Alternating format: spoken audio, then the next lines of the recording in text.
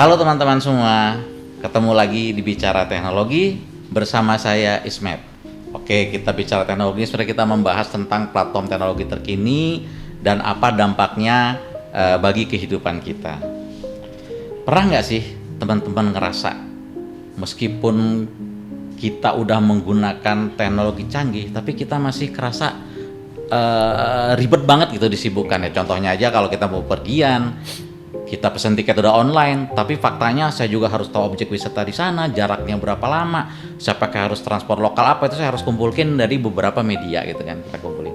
Atau simpelnya pekerjaan kantor sehari-hari lah, saat saya dapat perintah untuk buat laporan, di mana saya udah punya spreadsheet yang canggih, saya juga udah punya sumber data yang banyak gitu kan, tapi tetap saya harus ambil data dari sana, kemudian saya lakukan kalkulasi, lalu saya tampilkan, itu tetap merepotkan gitu kan.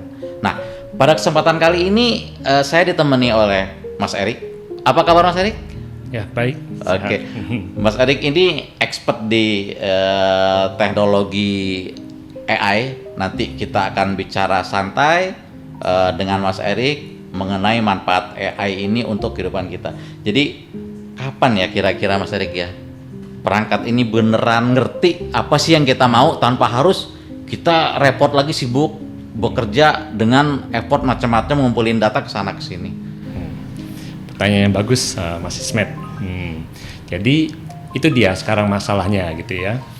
Sekarang ini kita di masa atau di fase ya, di mana kita itu masih yang melayani alatnya. Oke. Ya, kita misalnya belum sempurna lah gitu ya. Jadi kita yang sebagai yang menggunakan alat malah menjadi kurir dari informasi antar alat-alat itu. Gitu. Padahal kan harusnya idealnya semuanya sudah terotomatisasi. Betul, gitu kan ya. Jadi agent-agent yang kita buat itu semua, aplikasinya, toolsnya itu yang harus jadi proaktif. Membantu kita. Iya. Gitu. Ya. Oke. Ya emang harusnya kita nggak ribet lagi ya Mas Erik ya. Nah ini teman-teman ya, kebetulan nih Mas Erik Purwoko ini banyak sekali pengalaman di AI. Aku pengen coba gali dengan serius tapi santai aja gitu kan. Nah bicara soal AI agent nih Mas ya, katanya evolusi dari AI ini biasanya cuma bisa lewat chat. Karena saya juga sekarang biasa nih, ada apa-apa saya bikin prompt chat, nanti dia tanya lagi harus gimana gitu kan, dan dijawab lagi. Jadi teks lah, bisa dikatakan teks. Dia juga udah ngasih saran, mau saya compile jadi dokumen nggak? Udah cukup nyaman sebenarnya saya dengan itu. Tapi ya memang masih text based gitu kan Mas ya. Nah di sini kan kita mau bicara AI agent yang lebih apa ya? Lebih expert lagi dari itu. Nah dari Byte Plus sendiri itu katanya ada model yang namanya Seed ya Mas ya, Seed, SEED, yang didesain buat jadi asisten kita di dunia nyata. Jadi nggak hanya berurusan dengan AI yang bentuknya tadi prompter lewat teks. Gimana Mas Erik Purwoko? Betul sekali Mas Ismet. Jadi sekarang kita udah ada model baru. Iya. Ya, namanya Seed ya, versinya yang terbaru. Dan ini model Seed ini adalah modelnya multimodal. Ya, multimodal. Kalau yang dulu namanya kita selalu bicara mengenai large language model, gitu ya. Oh ya, istilahnya LLM. Aku sering dengar kan?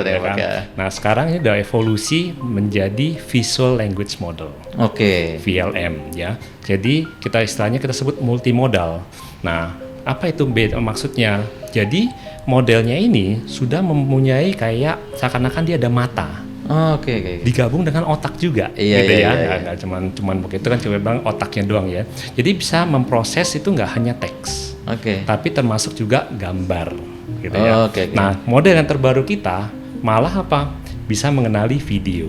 Wah, makin menarik ya teman-teman ya. Menarik sekali. Gitu. Jadi kebayang sih itu Mas Erik ya. Kalau kita bicara AI tadi yang aku cerita prompter teks adalah otak, terus sekarang dikasih mata, berarti ya ibaratnya anggota tubuh kita ya, mata itu bisa lebih luas dan dia bisa ngirim lagi perintah ke otak, sehingga kita nggak terlalu banyak disibukkan lagi untuk menyelesaikan solusi-solusi kita untuk menggunakan platform AI agent ini. Jadi nggak cuman kayak sekarang yang suka saya pakai Mas ya, cuman tanya jawab aja gitu ya Mas Erik ya. Nah jadi benar nih gitu kan, buat apalagi buat sekarang yang kita kegiatan sehari-hari lah ya, baik di hari-hari di luaran atau di kantoran gitu ya. Sheet ini bisa menggantikan banyak kegiatan-kegiatan yang kita biasa lakukan. Ya. Nah, contohnya apa kalau di kantor gitu ya? Satu OCR gitu ya. OCR sekarang sudah menggunakan AI. Gitu ya. Menarik. Jadi contohnya kita punya banyak dokumen-dokumen gitu ya. Kita punya resep gitu ya, punya bon-bon gitu ya. Dia bisa langsung baca nih, gitu kan? Bisa baca langsung dianalisa dan langsung diupload ke sistem, gitu. Ya, tapi juga nggak stop di situ, gitu ya. Kalau di dunia teknologi ya, apalagi kita orang IT ya, gitu ya. Banyak alat data-data kayak log, yang perlu dianalisa itu kan capek ya kalau kita ngeliatin satu-satu gitu ya, cari-cari gitu kan. Nah ini dia bisa langsung membaca semuanya, gitu. Jadi cari-cari error atau kata-kata yang kita butuhkan, kita kasih perintah kalau sudah ketemu ini kita harus diapakan gitu ya. Nah itu semua bisa dicari semua menggunakan AI ini. Oke. Saya mulai ngebayangin sih. Ya saya juga ngerasa di kantor itu banyak kali manfaatnya kalau bisa dimanfaatkan di urusan kita sehari-hari ya. Betul. Karena ujung-ujungnya dengan OCR ya kita mata bisa lihat Mas ya. Tapi kalau dokumennya udah ratusan lembar ribet juga, namanya manusia, otaknya bisa capek. Kemudian yang paling penting lagi ini kan, dengan OCR tadi berarti ngebantu banget, saya bisa ambil datanya, masuk ke database, bisa saya olah lebih lanjut. Jadi istilahnya buat urusan data juga bisa langsung masuk gitu ya Mas ya, dari yang bentuknya tadi fisik tadi itu. Ya, betul. Jadi memang dia bisa melakukan analisa.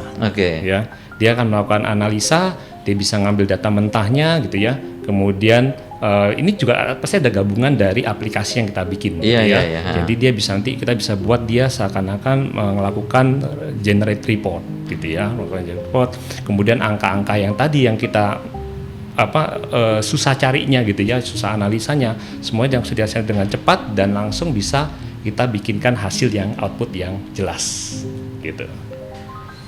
Oke, berarti mulai kebayang sih Mas ya. Saya ngebayangin tadi itu tuh, saya diminta sama bos saya buat laporan, saya lihat mata, masukin datanya ke database, saya perlu olah lagi. Kalau sekarang enggak ya, dia langsung masuk, bisa langsung disajikan gitu kan. Nah, tadi kan itu kita bicara platform ini untuk urusan-urusan yang serius nih, bicara tentang laporan gitu kan. Saya harus buat laporan dari berbagai macam sumber data dan parameter-parameter yang saya masukkan gitu kan. Itu kayaknya pekerjaan-pekerjaan serius lah ya, udah kebayang dia bisa sangat membantu. Tapi yang saya pengen tahu juga, mungkin teman-teman juga pengen tahu adalah peranan dia untuk dunia kreatif ini terutama karena kadang kita ketemu dengan customer yang kita harus memberikan solusi-solusi tentang dunia kreatif ini. Kira-kira untuk Sheet sendiri ada sentuhan apa atau ada fungsi apa sih dia di sana untuk mensupport di dunia kreatif visual ini Mas Erik? Tuh, bagus sekali pertanyaannya. Jadi memang Sheet ini salah satu kekuatannya memang di dunia kreativitas, gitu ya. Contohnya gitu ya, kalau kita bicara di content creation gitu ya. Dia itu bisa membantu kita dari hulu ke hilir ya. Contohnya apa? Seperti bikin copywriting ya, atau untuk script buat marketing gitu ya. Contohnya kadang-kadang juga kita bikin script ya, scripting gitu ya. Sampai dia juga bisa menghasilkan AI recommendation. Gitu. AI recommendation itu apa? Jadi kita yang dulunya ya kita bikin suatu logic sendiri gitu ya, machine learning gitu ya. Nah sekarang semuanya sudah bisa dianalisa oleh model ini, gitu ya. Jadinya data-datanya itu nggak ngasal gitu ya, tapi berdasarkan data-data yang sudah ada dianalisa menjadi data yang bersih dan akurat. Saya dengar toolnya juga interaksi sama layar juga langsung ya Mas. Jadi ya istilahnya apa ya, GUI interaction gitu ya Mas ya. Itu gimana tuh Mas? Ya.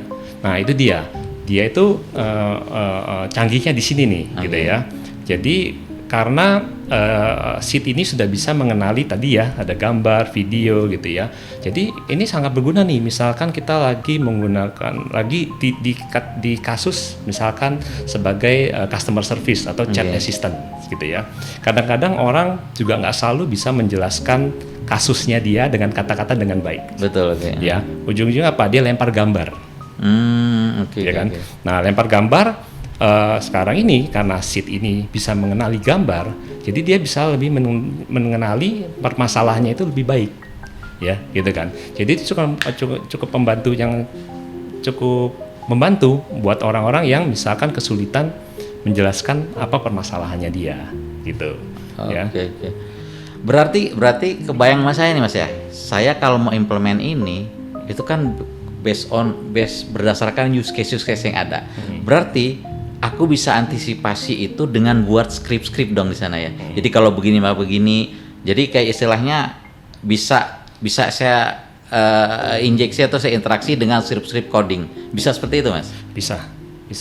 Jadi memang nanti di sana, apalagi model-model ini sudah kita improvisasi, ya kan? Dengan kalau kita bisa bilang itu istilahnya function calling. Gitu. Jadi coding itu bisa dipanggil oleh AI nantinya. Jadi interaksinya itu memang ini kenyataannya gitu ya, di lapangan kita nggak hanya berkandal dengan model itu aja, tapi juga skrip yang kita buat. Jadi menjadikan ini semuanya sempurna gitu. Wah, jadi makin menarik nih ya. Dan luar biasa banget sih kalau aku lihat ya, cakupannya jadi luas banget. Dari urusan kerja sehari-hari di support, kemudian dengan dunia kreatif dengan visual, lalu kalau saya mau membuat skrip otomatisasi juga dengan coding dia bisa diandalkan gitu kan. Tapi apa semua perusahaan atau individu itu bakal butuh, saya katakan, assistant SQL sheet ini Mas? Oke. Cepat atau lambat ya, nanti perlahan-lahan, mungkin sekarang di tahap yang kita bisa bilang kayak setengah-setengah. Ya. Tapi nanti ke depan ini akan membantu banyak sekali, ya. Terutama Sheet ini akan mempermudah pekerjaan-pekerjaan yang repetitif tadi, gitu ya kan. Kita akan ganti, dan tapi itu bukan berarti kita nanti model ini menggantikan pekerjaan. Jadi key-nya itu ya nggak menggantikan ya Mas, enggak ya? Betul. Tapi hanya mempercepat proses yang tadi repetitif, ya kan gitu ya. Jadi supaya kita bisa nantinya lebih fokus ke ide-ide. Betul. Ya kan, gitu. Jadi kita sebagai mastermind-nya dan pekerjaannya digantikan dengan model. Tertarik nih dengan beberapa statement tadi masalah menggantikan, kemudian pekerjaan yang bisa membantu kita untuk hal yang kreatif gitu kan. Jadi saya juga dulu nggak jauh-jauh dunia itu dari developer, Mas Erik ya. Saya mengembangkan sistem, melakukan desain. Nah memang effort paling ribet itu saat coding sih Mas. Coding itu pekerjaan repetitif dan itu butuh spesifik orang yang memang ya punya konsistensi yang tinggi, skillful gitu kan, dan itu jujur aja effort kerjanya lumayan tinggi. Jadi dengan AI ini dia akan mengerjakan pekerjaan itu bukan menggantikan tapi membantu gitu ya key-nya ya, tapi tetap yang pegang kendali kreatifnya tetap di kita gitu ya Mas Erik ya. Ya, betul sekali. Jadi ini lebih ke kolaborasi. Bukan menggantikan, tapi adalah kolaborasi antara kepintaran kita dan kreativitas kita dengan kecepatan eksekusi dari AI itu. Gitu. Jadi ini adalah sebuah kolaborasi, ya. Jadi obrolannya semakin menarik ya. Bisa kebayang sekarang gimana AI agent itu bisa membantu pekerjaan kita. Tadi dari bicara tentang pekerjaan kita sehari-hari, kemudian sisi kreatif, sampai ke coding pengembangan sistem. Key-nya adalah dia nggak menggantikan manusia, tetapi justru bisa mengimprove kualitas dan efisien dengan cara kolaborasi. Jadi manusianya kita bisa lebih berpikir hal yang kreatif dan strategis gitu Mas ya. Jadi obrolan kita udah lumayan membuka mata nih Mas Erik ya. Ternyata AI itu yang kemarin awal-awalnya mungkin saya banyak kerja di prompt text, itu dia hanya sebagai otak, tapi sekarang juga dia bisa sebagai mata di OCR tadi. Dia yang nangkep lognya karena tadi dia lihat ya, kemudian dia menganalisa dan saya rasa pengembangannya bisa kemana-mana ini. bisa kemana-mana, dan saya yakin banyak perusahaan bisa banyak terbantu dengan teknologi Agent AI ini. Oke, Mas Erik, terima kasih banyak Mas udah menyempatkan waktunya ke sini, sharing bersama kita, ngobrol santai, ya bisa dibilang ngobrol santai tapi banyak sekali nih knowledge yang bisa kita share bagi teman-teman semua, Mas Erik. Thank you, Mas Erik. Sama-sama, sangat senang bisa berbagi juga di sini. Oke, teman-teman, itulah sesi bicara teknologi kali ini. Ternyata masa depan itu bukan soal AI yang menggantikan kita, tapi AI yang membantu kita jadi lebih produktif lewat inovasi-inovasi seperti Seed ini. Saya Ismet, pamit dulu, sampai jumpa di episode berikutnya. Terima kasih.